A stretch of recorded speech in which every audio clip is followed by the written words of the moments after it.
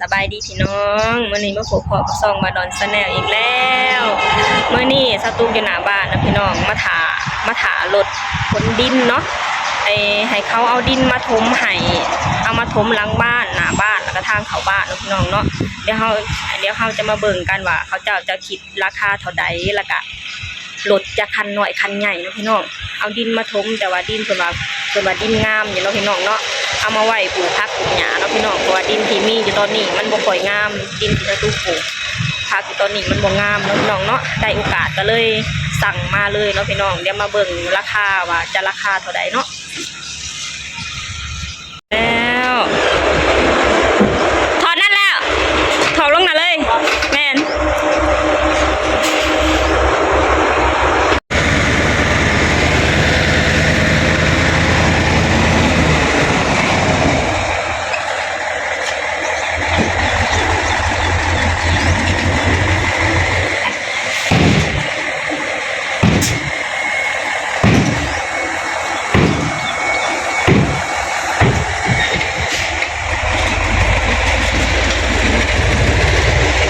ที่หนึ่งพี่น้องทางหลังอยู่ทางหลังแบบนี้สตุ๊กจะใส่ประมาณ3 โหลดเนาะพี่น้องเนาะฮะแดดงามอยู่นี่แหละดิลักมือนี่สามโหลดนี่เต็ม3 โหลดนี่เต็มแต่ว่ามันสิเบิดหลายก็อยู่ทางนั้นเนาะอยู่ทางนั้นมันมันอันนั้นนะมันโน่นหลายอันนี้แหละบ่ได้พูดออกซะพูดออกยังย่ำนะมันอันนี้เขาปั๊บเลยแล้วมันเป็นขี้หินนะโอ้ยยันปูหันปูนี้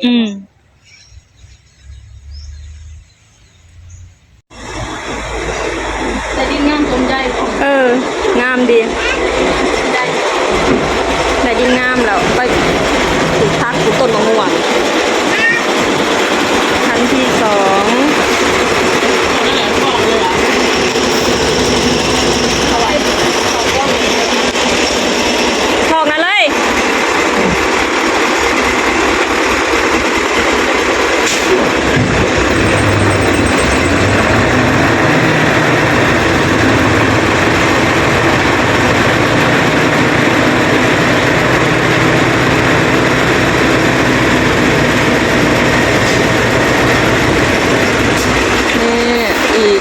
อีกรถหนึ่งพี่น้องทางหลัง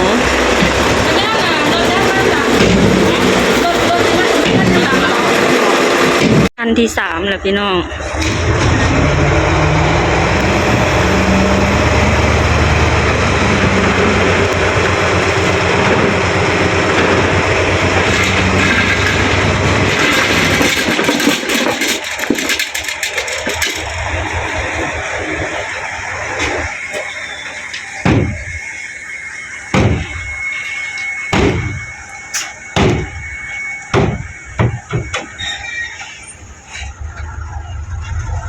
โอเค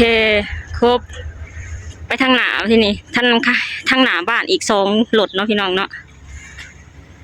5 โหลดแล้วเนาะพี่น้องคันนี้คือคันที่6เนาะเอาใส่หนาบ้านมาที่นี่เอาใส่ทางเขาเนาะพี่น้องเนาะเอาใส่ทางเขา3 โหลดแล้วก็พอแล้วเฮือนของสตุกเอาทั้งเบิด8 โหลดเนาะพี่น้อง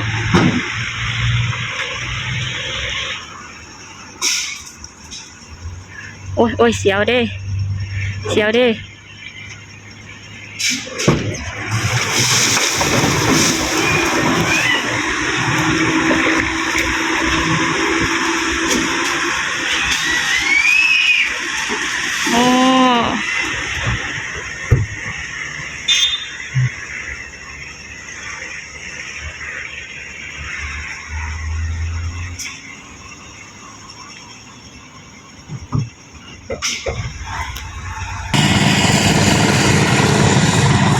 เริ่มดันเลยเนาะพี่น้องหนาบ้าน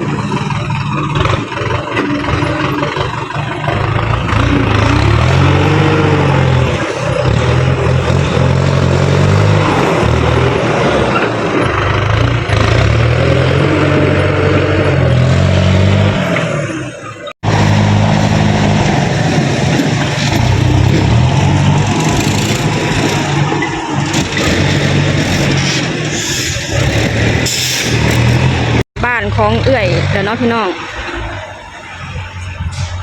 หน้าบ้านของเอื้อยนี่บ่ฮู้ว่าจักคันเนาะพี่น้องเนาะต้องถาเบิ่งก่อน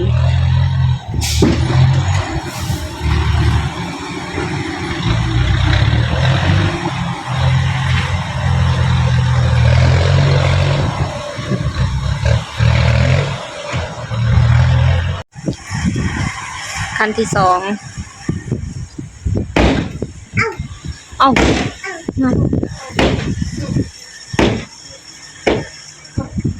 ตัวนี้ก็ยังบอกครับตัวนี้บอก นี่ลงไปหนาสิพัก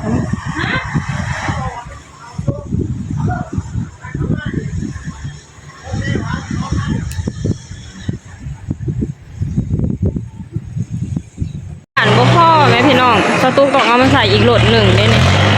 ผู้ที่เป็น4โหลดเลยบ่พ่อ3โหลด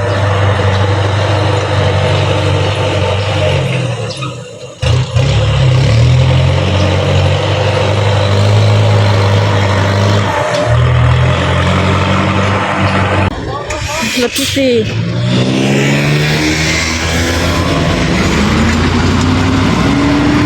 ต้องมาสิพ่อนะรถที่4นะ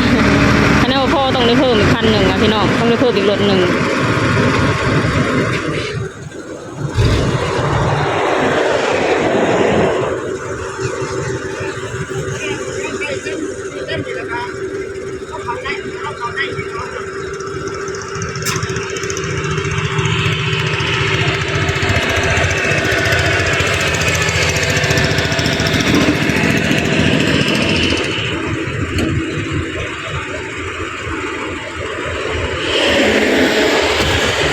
มันดันเบิ่งนะพี่น้อง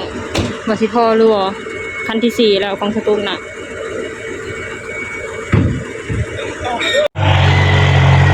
มากวาดหน้าบ้านต่อเนาะพี่น้องเอามาเติมอีกรถหนึ่ง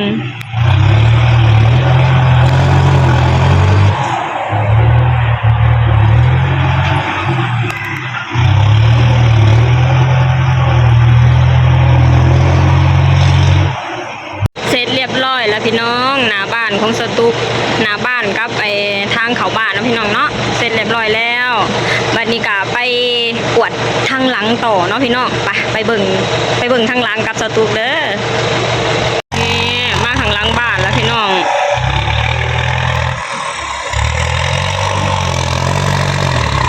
โอ้ดันไปโอ้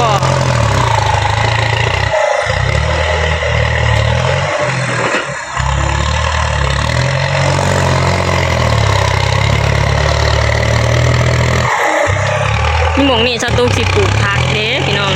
สตูกก็มาใส่สตูกตั้งใจอีกปลูกผักอีกอย่างมันก็ค่อยนำอยู่ทางเนี่ยมันค่อยมันค่อยกว่าหมูเลยไหมพี่น้อง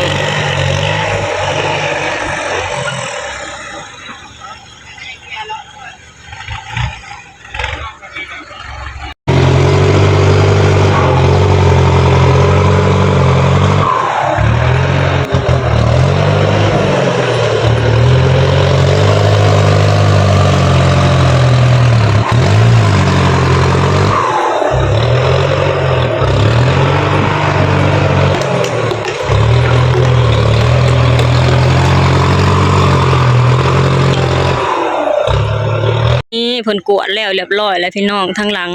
สวยงามเพิ่นปรับได้โอเคเด้พี่น้องเพิ่นปรับอันไปสวยเลยแต่บ่ดอนยังบ่พอใจพี่น้องเอ้ยเพิ่นสั่งมาอีกรถหนึ่งเอามาใส่หมองนั่นบัดทีนี้เนี่ยเอามาใส่ข้างหลังเอาอีกรถหนึ่งผู้ที่เป็น10รถของสตูผู้ที่10รถไหมพี่น้องคันที่10รวดเร็วทันใจพี่น้องเลยนี่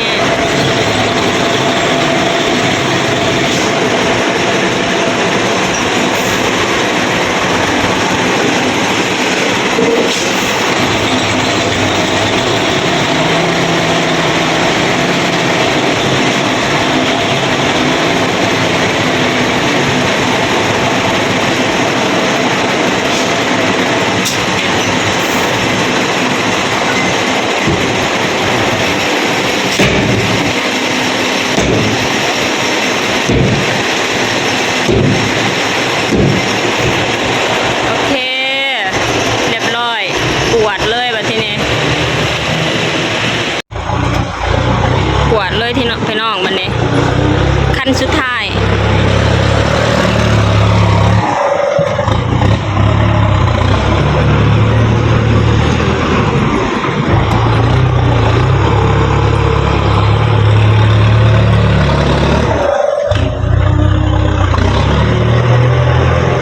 แล้วเรียบร้อยพี่น้อง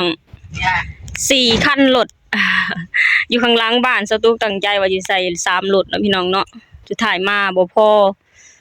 บ่าวดอนบ่พอใจพี่น้องเอ้ยเพิ่นอยากได้เนี่ยเพิ่นอยากได้มาเพิ่มอีกรถหนึ่งก็เลยมาใส่อีกรถหนึ่งเป็น4 รถเนาะพี่น้องเนาะผู้ที่เป็น10 รถโดยเฉพาะแค่สาวตุกผู้เดียวโดยเฉพาะแต่เฮือนสาวตุกกับบ่าวดอนผู้เดียวนะ10 รถพี่น้อง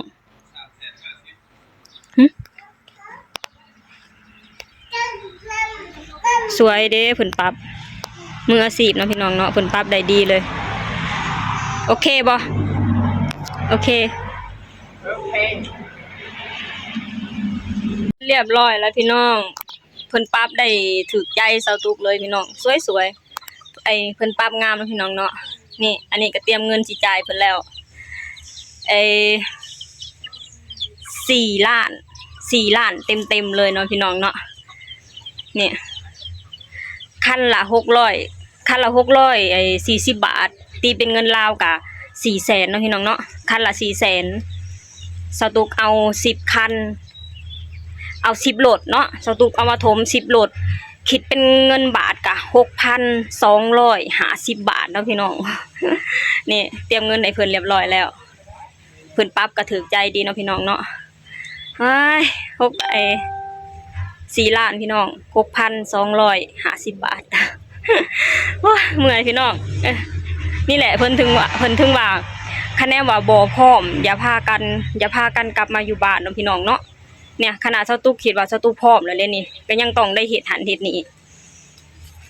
ยังได้เฮ็ดหันเฮ็ดนี่หลายอย่างเลยสตุกยังต้องได้เฮ็ดอีกหลายอย่างเลยพี่น้องเอ้ยทั้งเทกันเปื้อนแล้วก็สตุกต้องได้ซื้อต้องได้เฮ็ดซื้อตะนางซื้อหัวมาเฮ็ดอ้อมดินอยู่ข้างหลังบ้านอีกเนาะพี่น้องเนาะแต่ละอย่างก็มีแต่อันนักๆเลยเนาะพี่น้องนี่แหละเฮาก็เฮ็ด